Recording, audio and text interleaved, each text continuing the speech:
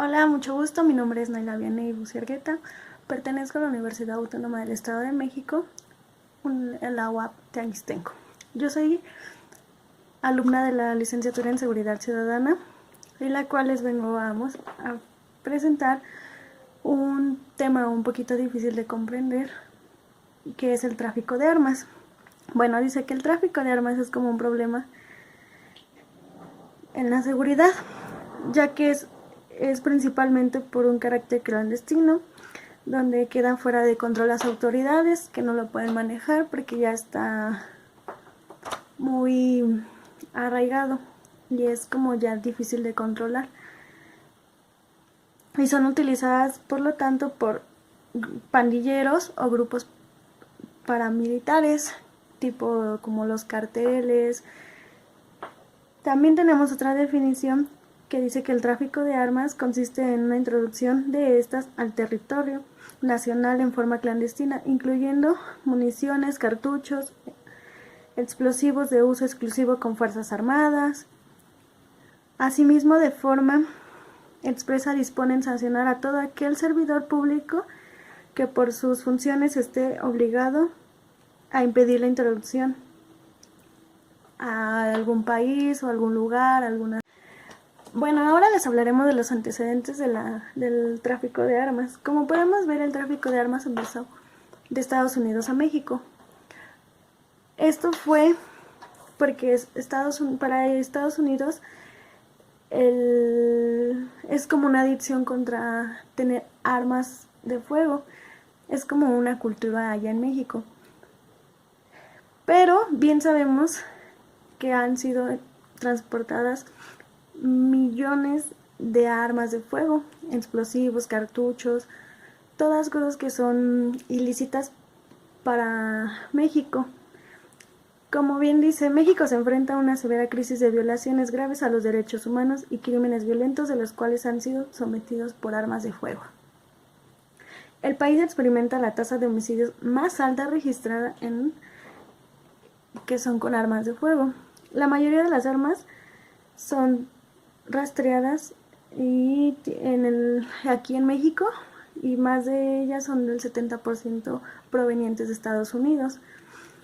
Dice que la década más larga del despliegue militar, según para combatir el crimen organizado, fueron nuevos equipos paramilitares, armas de fuego, así como enfrentamiento militar de Estados Unidos contra miles de soldados.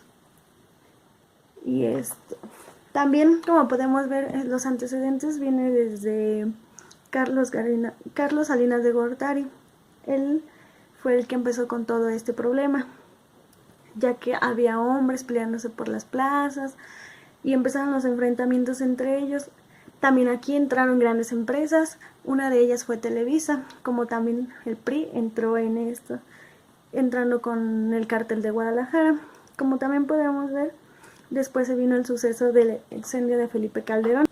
En México, detrás de las críticas de Estados Unidos por la liberación de la venta de armas de fuego, el gobierno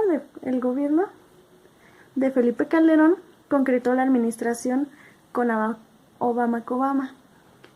Él decía que era una introducción ilegal y eran clandestinos donde no se podía transbordar armas de fuego de Estados Unidos a México.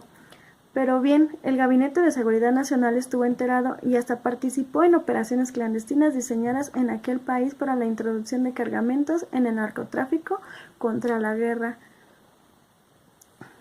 del narcotráfico. En el 2006, Felipe Calderón implementó una estrategia de seguridad conocida como la guerra contra el narcotráfico, la cual, entre otros aspectos, incluyó la militarización de la seguridad pública. La estrategia continuó vigente hasta el gobierno del presidente de Enrique Peña Nieto, que era del 2012 al 2018, lo que dio origen a un considerable aumento de violencia en el país, pues por grupos delictivos organizados, policías de los 3 niveles de gobierno y soldados han sido sometidos a graves delitos, incluso asesinatos, desapariciones forzadas, torturas. En tal contexto, tales organizaciones criminales como entes gubernamentales han cometido crímenes de lesa humanidad. Como podemos ver en el sexenio de Felipe Calderón, él creó esta guerra que era creada por políticas públicas para controlar el narcotráfico. Pero bien sabemos que el narcotráfico ya no se puede evitar porque ya está muy avanzado y ya es, ahora sí digamos lo que como Estados Unidos para nosotros ya es como una cultura, podríamoslo decir así, porque ya lo vemos algo normal. Durante el sexenio de Felipe Calderón hubo muchos muertos, más de 200,000 muertos, y esto era porque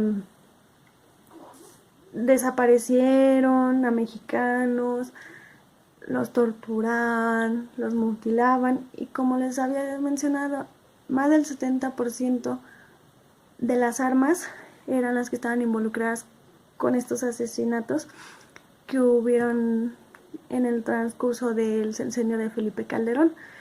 De ahí, pasando a Enrique Peña Nieto, aumentó más el narcotráfico y fue empeorando este problema. Y unos problemas que les voy a mencionar a continuación son grandes problemáticas que surgieron después de la lucha contra el narcotráfico. La violencia en México se ha dado a pie en graves consecuencias como el desplazamiento interno forzado, la migración masiva, traumas psicológicos, la falta de justicia, pérdidas económicas, ataques a ejércitos de derechos de libertad de expresión.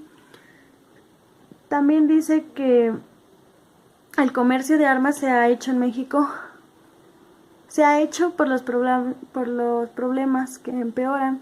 Se sabe que al menos 37,435 personas de diciembre del 2006 a junio del 2018 han sido víctimas de desapariciones forzadas en México, mientras que a la par se han cometido 120,335 homicidios con armas de fuego, de los cuales 16,898 ocurrieron tan solo durante el 2017. La gran mayoría de estos crímenes continuarán impunes sin la apertura de investigaciones penales o sentencias y sin la repartición integral para las víctimas. Como les decía, como en estos problemas ya están muy involucrados el gobierno, gente que tiene poder, es muy probable que la injusticia llegue a ellos.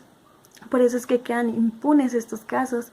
Por eso es que tantas desapariciones no se han resuelto hasta el momento, por lo mismo de que no hay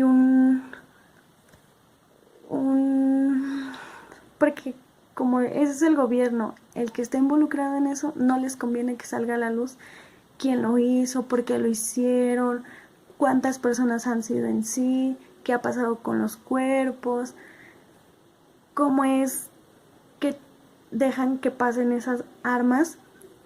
Y esas armas son las que estén haciendo que nuestro país sea muy violento y que haya muchas pérdidas que no comprendemos el por qué, ya que pues son presidentes, tienen el poder.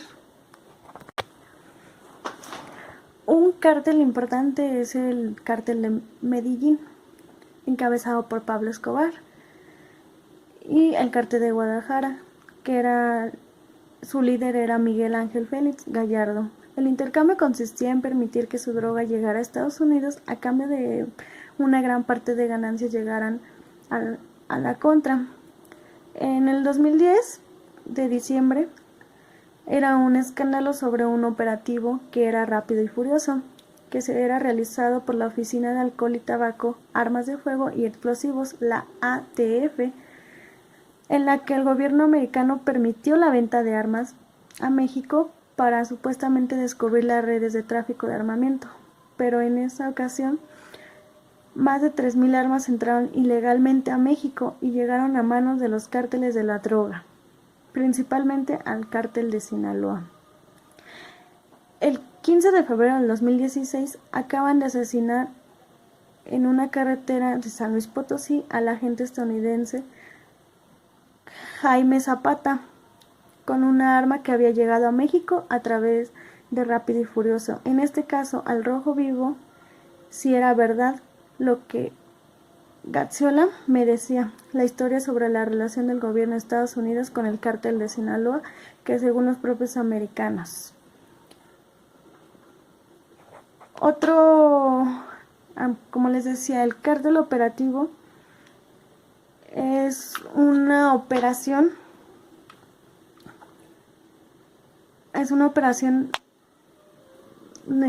que permitió la entrada de miles de armas, provocando la muerte de personas en lo que cuando fue el sexenio de Calderón. En el 2014, la Organización Desarmada de México presentó una denuncia contra los funcionarios que trabajaron con Felipe Calderón por su responsabilidad y complicidad en el tráfico de armas que se llevó a cabo entre el 2006 y el 2011. De control de armas. El Estado puede regular el derecho a portar armas de las personas con el objeto de garantizar la seguridad de los demás ciudadanos. En este sentido existe un gran abanico de niveles de regularización de armas, desde países que prohíben toda fabricación, comercio, posesión y uso de armas de cualquier tipo hasta países permisivos. Dentro de ello entra aquí la Convención Interamericana contra la Fabricación y el Tráfico Ilícito de Armas de Fuego, Municiones, Explosivos y otros materiales. Aquí les hablaremos de los artículos en los que no está permitido el uso ilegal de todo esto.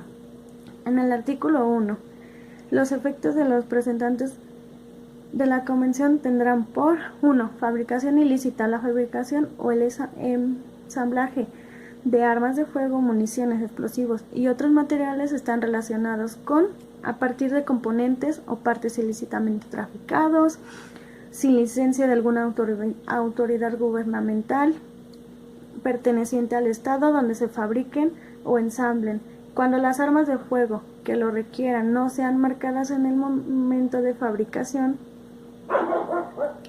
Luego, tráfico ilícito. La importancia de la exportación, adquisición, venta, entrega, traslado o transferencia de armas de fuego, municiones, explosivos y otros materiales relacionados desde o a través del territorio de un estado parte al de otro estado.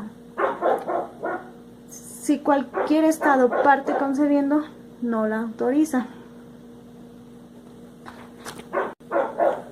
Armas de fuego. A cualquier arma que conste de por lo menos un cañón por el cual una bala proyectil puede ser descargado o por la acción de un explosivo y que haya sido diseñado para ello o lo pueda convertir fácilmente para tal efecto, excepto las armas antiguas fabricadas antes del siglo XX o de sus réplicas. Cualquier otro tipo de arma, dispositivo destructivo, tal como bomba explosiva, incendiaria o de gas, granada, cohete, lanzacohetes, misil y sistemas de misiles y minas. 4. Municiones. El artículo completo o sus componentes incluyendo cápsulas, lo que el proyectil o bala que utilicen en las armas de fuego. 5. Explosivos. Toda aquella sustancia o artículos que se fabrica o se utiliza para producir una explosión detonadora, explosivo o efecto pirotécnico, excepto sustancias y artículos que no son el mismo explosivo o sustancias o artículos mencionadas en el anexo del presidente de la Convención. También tenemos otro apartado que es importante, que es el tráfico de armas en el tercer rubro ilegal más lucrativo del mundo. Dice que este es el tráfico de drogas, es un negocio ilícito que genera muchos ingresos y por rivales entre organizaciones criminales que suelen ser violentas. Además, la droga es una potencia peligrosa para la salud y genera dependencia, lo que mueve a las personas a infringir la ley para obtener más droga. Un punto importante que debemos de mencionar es la participación que tiene la seguridad ciudadana en este aspecto, y dice que la seguridad ciudadana previene y lucha contra el tráfico de drogas, de tráfico de armas, tráfico de órganos, entre otros. Situaciones parecidas de inseguridad ciudadana general, por lo tanto, el tráfico de personas como el tráfico de armas, con el agravante de estas actividades, ponen serio riesgo a la libertad y a la seguridad de las personas ajenas a esta actividad. La seguridad ciudadana está para prevenir, para proteger, para resguardar a los ciudadanos, también para que tengan derechos, para que estos derechos sean respetados y como tal